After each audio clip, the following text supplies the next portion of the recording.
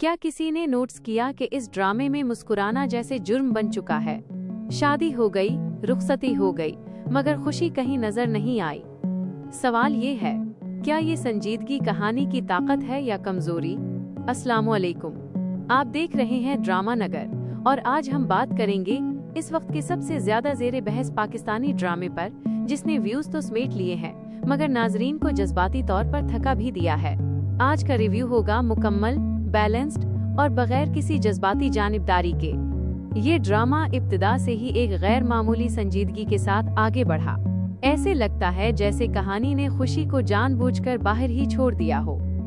शादी जैसा मौका, जो आमतौर पर पाकिस्तानी ड्रामों में जज्बात, रंग और मौसीकी से भरपूर होता है, यहाँ एक बोझ बनकर सामने आया। न दिल से कोई राजी, न चेहरों पर सुकून। हर किरदार जैसे जबरदस्ती इस रिश्ते का हिस्सा बना दिया गया हो।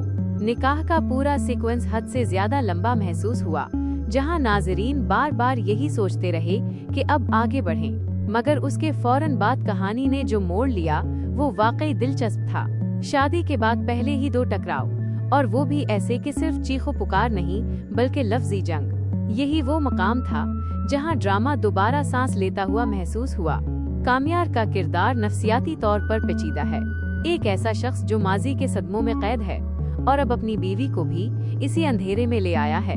मगर हैरत अंगेज बात यह है कि ये जुल्म रिवायती नहीं। यहाँ चीखने के बजाय तंज है, खामोशी है और रवैयों की सर्द महरी है।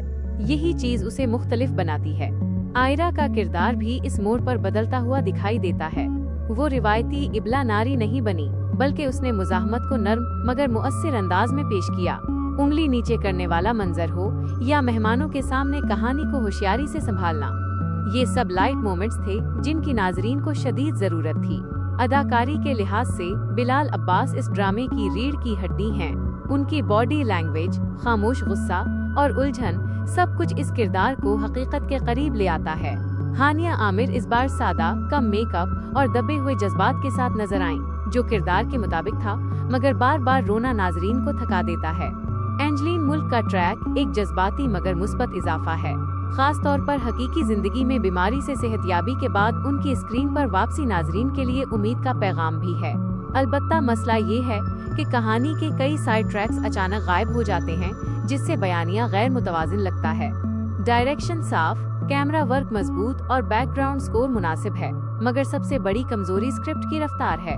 बार बार वही मुकालमे, वही तनाव और वही बहस, यही चीज ड्रामे को गैर जरूरी तौर पर खींच रही है। कहानी में कोई बड़ा फ्लॉप नहीं, मगर रफ्तार का मसला उसे अजीम बनने से रोक रहा है।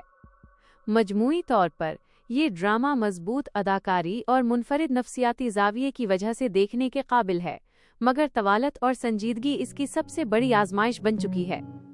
अगर आपको ऐसे रिव्यूज पसंद हैं तो ड्रामा नगर को सब्सक्राइब करें, वीडियो को लाइक करें और अपनी राय जरूर दें। क्या आपके ख्याल में ये ड्रामा संजीदगी में हद से आगे निकल चुका है या यही इसकी असल ताकत है?